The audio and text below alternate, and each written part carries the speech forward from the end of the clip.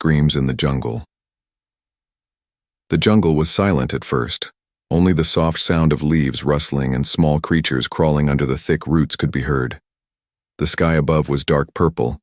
An alien sun had just set. In this quiet, humid place, the human explorer, James, moved slowly, his boots crunching softly over alien moss.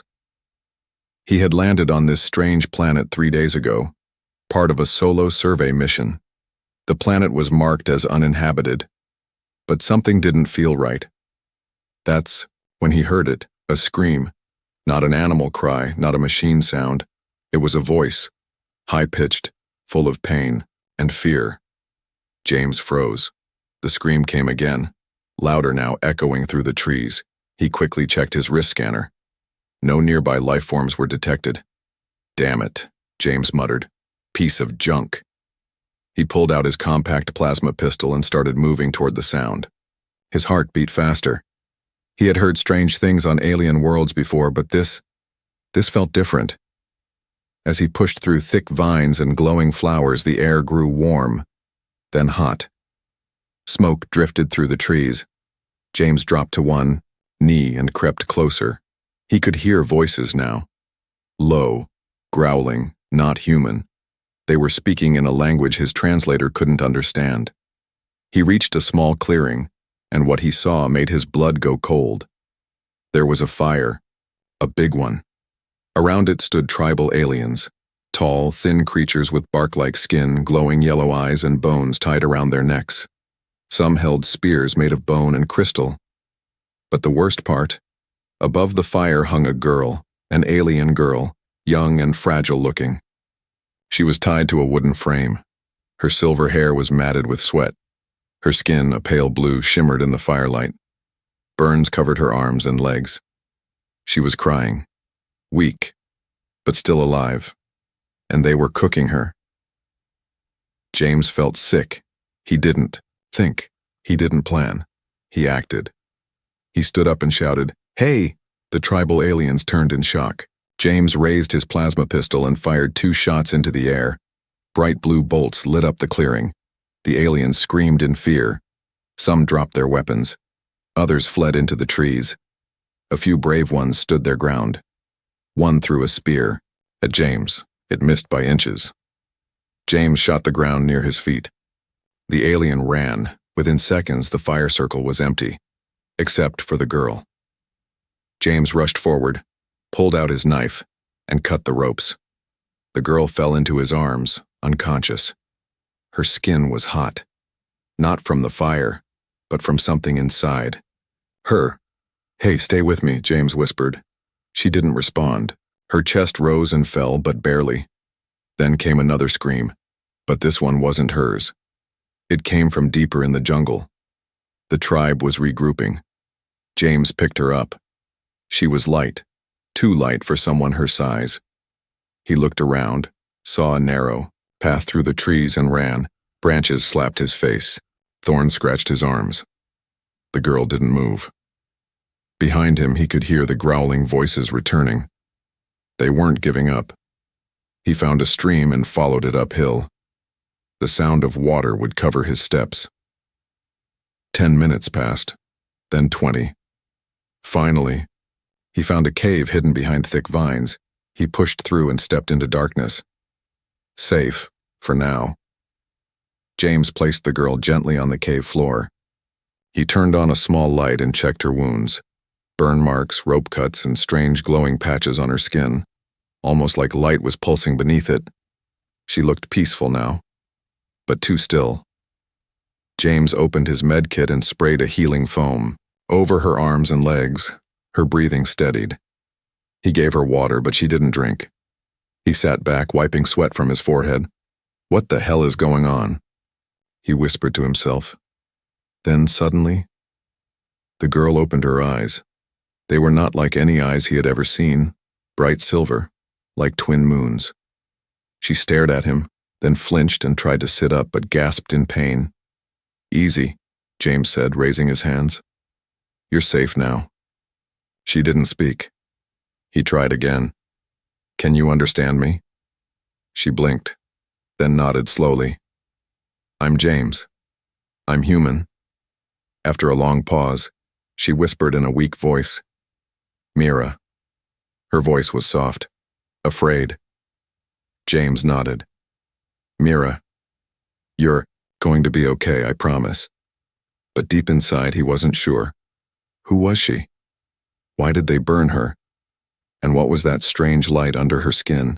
He didn't have answers, but he knew one thing. He wasn't leaving her behind. Not now, not ever. Fire and fury. James sat in the darkness of the cave, listening.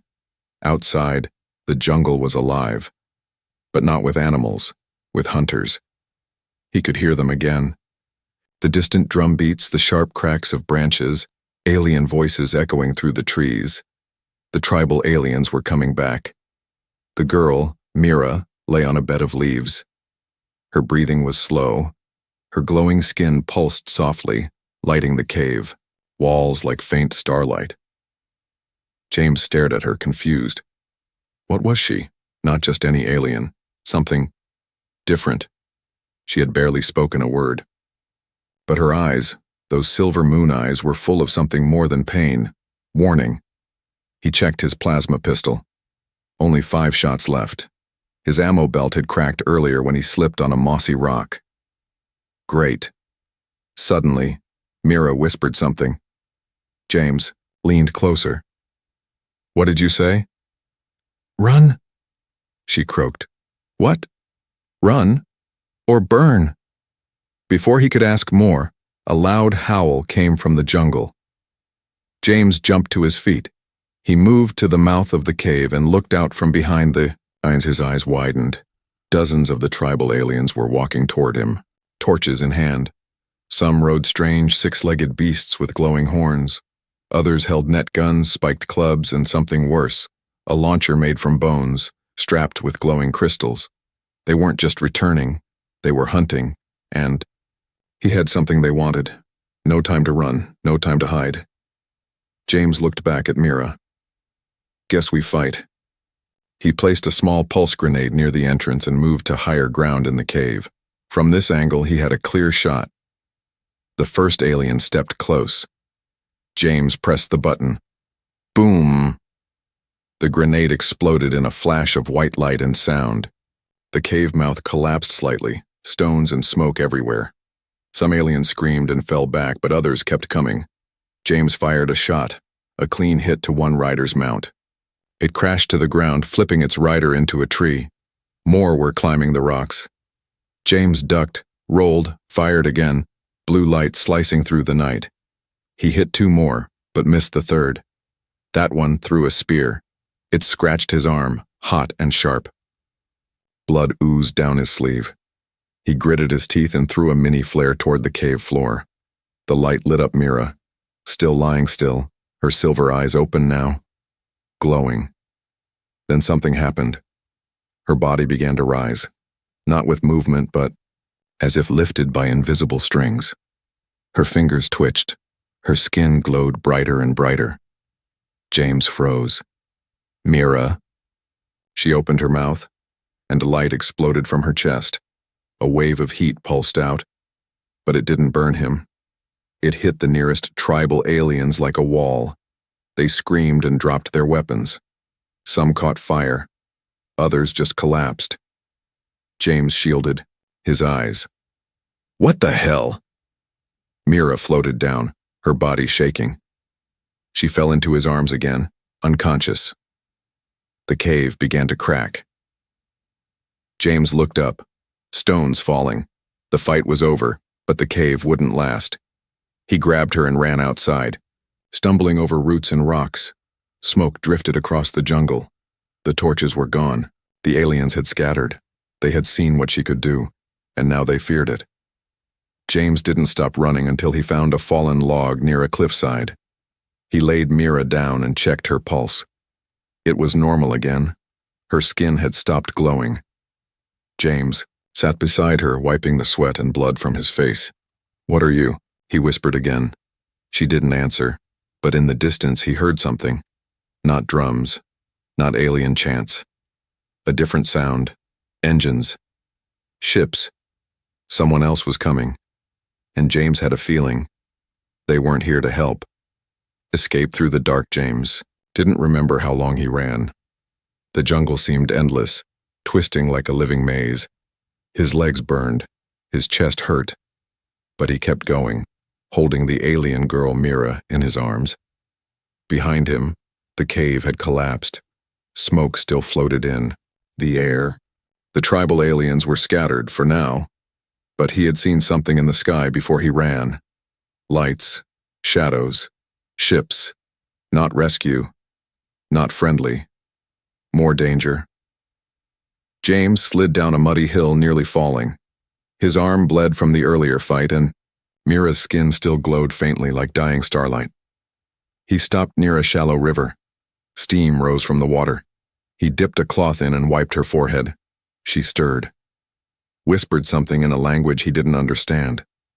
"Hey, Mira," James said, keeping his voice soft. "We're okay, but we can't stop yet." Her silver eyes opened, slowly focusing. She looked up at the sky through the leaves. "No, not them," she murmured. "Who? Who's coming?" But she didn't answer. Suddenly a strange sound filled the air. Low, mechanical, cold. James looked up and saw a shadow move across the trees. A ship, black, silent, no lights. It hovered above the jungle, scanning. He pulled Mira under a thick root system, barely breathing. The ship made no sound. It just floated, like it was watching, listening. Then from a panel beneath the ship, small spheres dropped to the ground. Round, metal, blinking red. Scouts. Hunters. James had seen this tech before. Not tribal. Corporate. Military. Possibly black market. They were tracking energy signatures, and Mira was glowing again. He pulled out his cloak and wrapped it around her, hiding the light. The spheres floated nearby, scanning, clicking softly. One came too close. James pulled out his knife. Plasma would make too much noise. He waited. Waited. Then slashed. The sphere sparked, sputtered, and fell. The others stopped, then turned red. They had detected him. Damn it.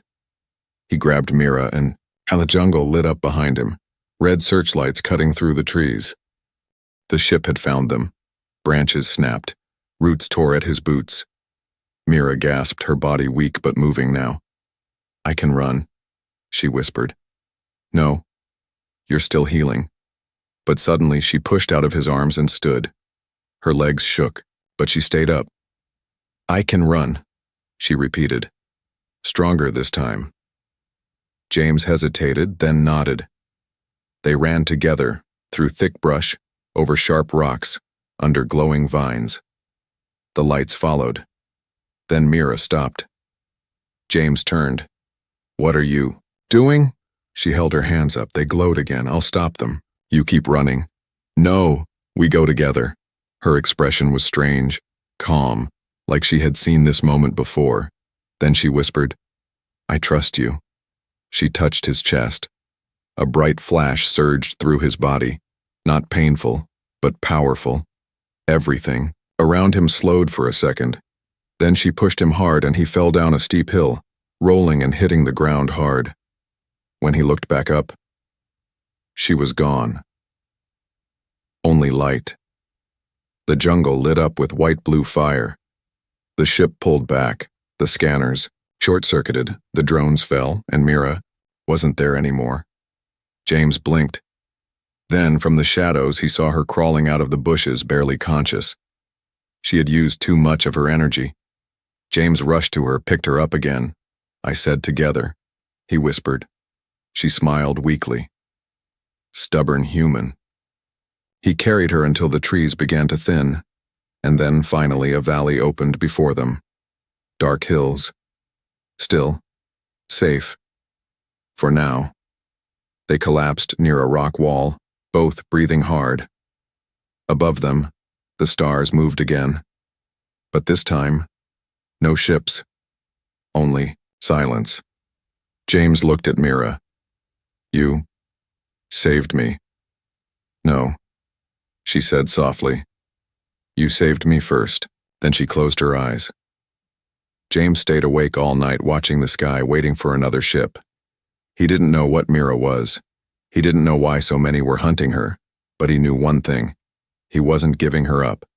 She wasn't normal. Morning came slow over the alien valley. The jungle behind them was quiet now. No drums, no lights, just the hum of wind through glowing grass and tall, silver trees. James sat beside a small fire trying to warm his hands. He had barely slept. His eyes kept watching Mira, the alien girl who was more than she seemed. She was resting under his thermal blanket. Her body didn't shiver even in the cold morning air. Her skin glowed faintly even when she slept. James had traveled across 10 star systems. He had met many species, but never one like her. Not just her powers, her silence, her sadness, her strength. He checked her wounds again. The burns from the tribal fire were almost healed. Too fast, even for advanced healing.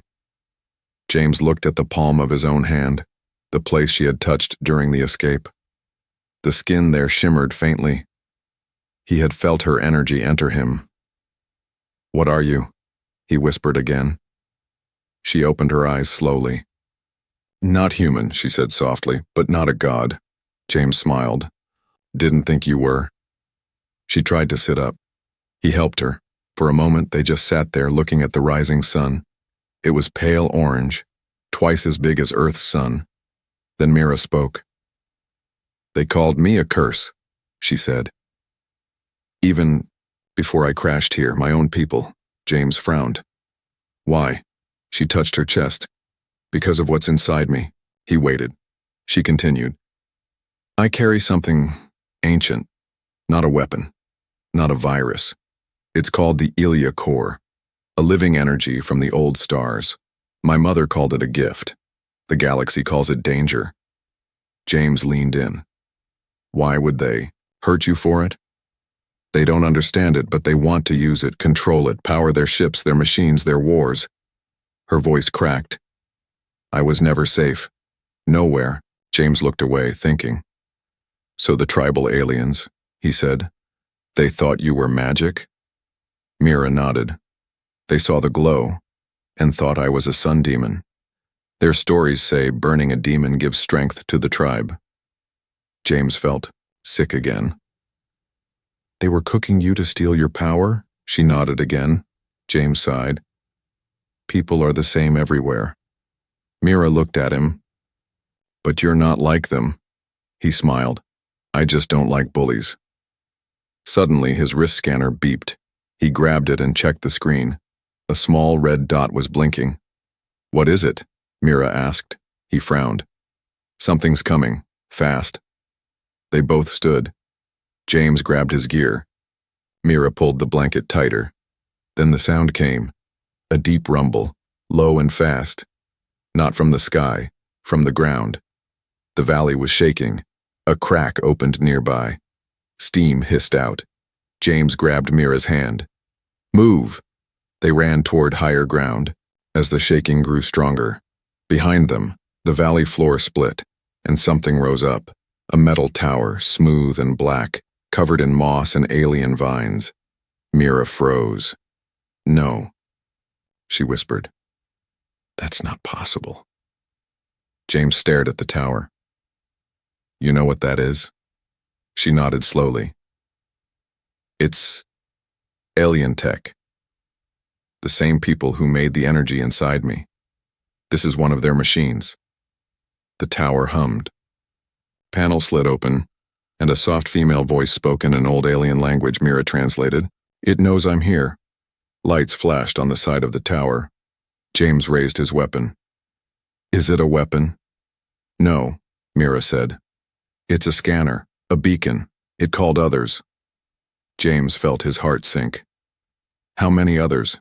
She didn't answer. Instead, she pointed to the sky. James looked up. Stars were moving. Ships. Dozens of them. Headed straight toward the planet. The ancient secret, the ground had stopped shaking, but James's heart hadn't. He stared at the massive alien tower, rising from the valley floor. It looked like a dark monument built by ghosts. Smooth stone like metal, covered in glowing symbols that shifted like they were alive. Mira stood beside him, frozen. "It knows me," she whispered again, her voice dry. James stepped forward, aiming his pistol at the tower's entrance. "What do you mean it knows you?" Mira didn't move. "This is alien technology. My ancestors created it thousands of years ago, before they vanished." James glanced at her. "And why is it waking up now?" She looked at him with shining silver eyes. "Because I'm here." As if responding to her voice, the symbols on the tower shifted into a spiral. The front wall opened with a hiss, revealing a glowing hallway inside. James looked in. "You sure this isn't a trap?" She nodded slowly. "It's calling me home." Without waiting, she walked in. James muttered to himself, "Bad idea, really bad idea," and followed. Inside, the tower felt alive. The walls pulsed with slow light. Strange plants grew between the panels, glowing faintly. Soft hums echoed in the distance like distant whispers. Mira's skin began to glow brighter with each step she took. The floor lit up under her feet. James felt heat rising, not from the tower, but from Mira herself. Finally, they reached a round chamber. In the center floated a sphere made of light, spinning slowly. Around it were metal arms pointing inward like a crown. Mira stepped toward it. The sphere turned bright gold.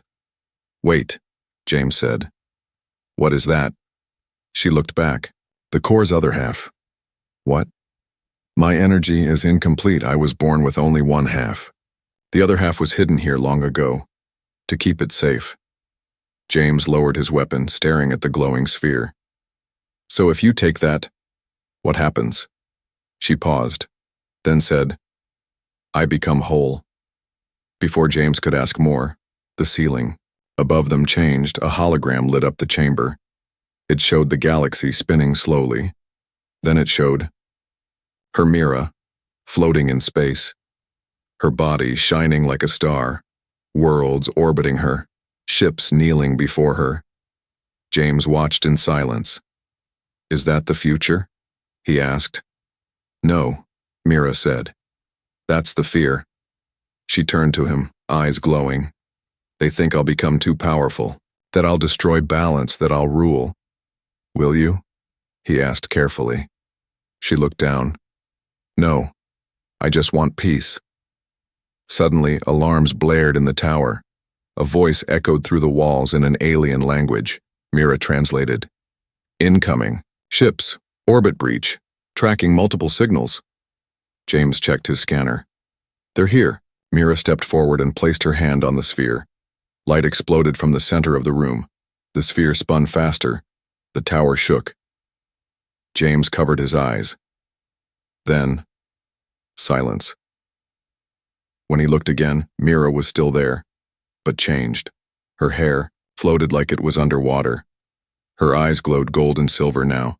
Her wounds were gone. Her skin sparkled like it was made of light and crystal, but she looked tired. "I've merged," she whispered. James stepped forward. "You okay?" She nodded. "But now they'll all come. Everyone. The empires, the scavengers, the hunters. I'm no longer just a secret. I'm a signal." Outside, the sky was no longer calm. Ships began entering the atmosphere, dozens of them. Some were sleek and black, others had alien flags and strange designs, warships, research vessels, pirate carriers. All had one thing in common. They came from Mira. James and Mira exited the tower.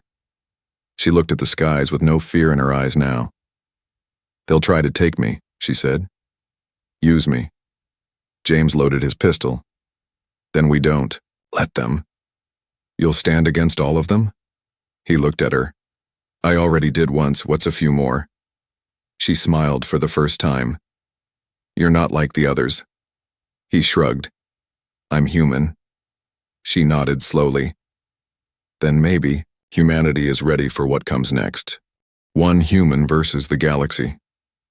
The sky was no longer a sky. It was a battlefield. From horizon to horizon, alien ships filled the air. War cruisers, scavenger fleets, mercenary frigates, all diving through the clouds, all heading for the same thing. The girl with a star in her chest, Mira, and beside her stood only one defender, James. He checked the settings on his plasma rifle, eyes locked on the sky. He stood in front of the ancient tower, the source of the signal now glowing like a beacon. Mira stood behind him, hovering slightly above the ground. Her skin shimmered like living crystal, her hair floating in invisible wind. She wasn't fully human. She wasn't fully alien either. She was something new. "I can face them," Mira said quietly, "but not without cost. My power burns brighter but faster. If I unleash it again, I may not survive." James shook his head. "Then we hold them off, together. Long enough for a plan. Long enough for hope." The first ship landed, a sleek silver vessel with the emblem of the Nivarn Empire. Its engines hissed as it opened. 10 armored soldiers stepped out, rifles charged, eyes cold. Their leader pointed at Mira. "Step away from the anomaly. She is Imperial property now." James stepped forward. "Funny. I didn't see your name on her." The soldiers raised their weapons. James didn't flinch. He pressed a button on his belt. Remote mines hidden in the ground lit up in a ring. "I suggest you walk back into that ship," he said. The commander hesitated, then laughed. "You think one human can stop an empire?" James smiled. "No, one angry human can." He pressed the second button. Boom! A shockwave ripped through the jungle floor. The ship rocked. Soldiers flew back, dazed. James opened fire. The plasma rifle hummed and roared, knocking 3 enemies down. Mira raised her hand. A wave of shimmering force blasted the rest backward like leaves in the wind. Smoke rose. The ship exploded. But it was just the beginning. 3 more ships landed. One from a pirate crew. One from a black market tech cult. One from a rival alien race with golden skin and red eyes. They didn't speak. They attacked. James fought like a man possessed. His body bled, burned, and ached. But he didn't stop. He used every trick Earth taught him. Ambushes, decoys, traps, misdirection, raw will. Mira fought beside him. At times she was fire. At others, light. Sometimes she simply vanished and reappeared behind enemies, her touch melting weapons. Still, more ships landed. "Too many," James shouted, falling back behind a stone wall. Mira stood above him, arms glowing. "Then I must choose." "Choose what?" "To become more." He looked up at her, face bloody. "You won't survive." She leaned down, touched his face gently. "Then remember me."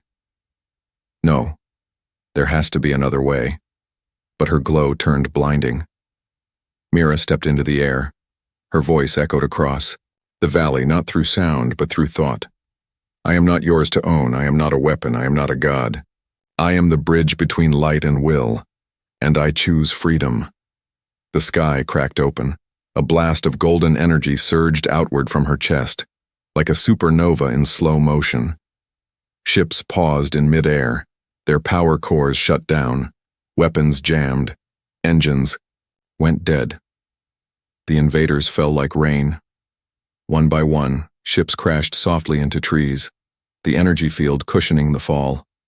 No one died, but no one could fight either.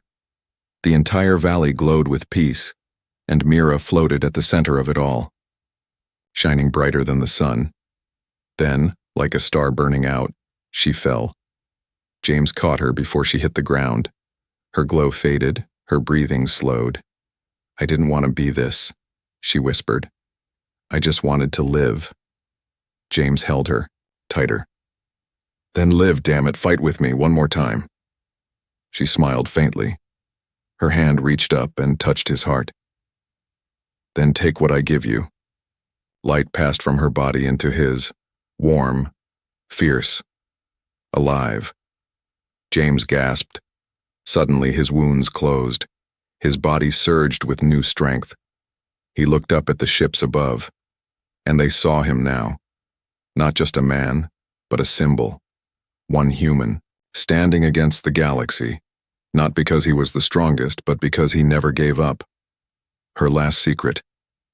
The valley was silent. Wrecked ships lay half buried in the jungle. Smoke rose in slow spirals, but there was no war left to fight. Above, the skies had cleared. The suns began to rise, their twin light casting long shadows over the broken battlefield. And in the center of it all, James held Mira in his arms. Her skin no longer glowed. Her chest rose. Barely. She was alive. But fading.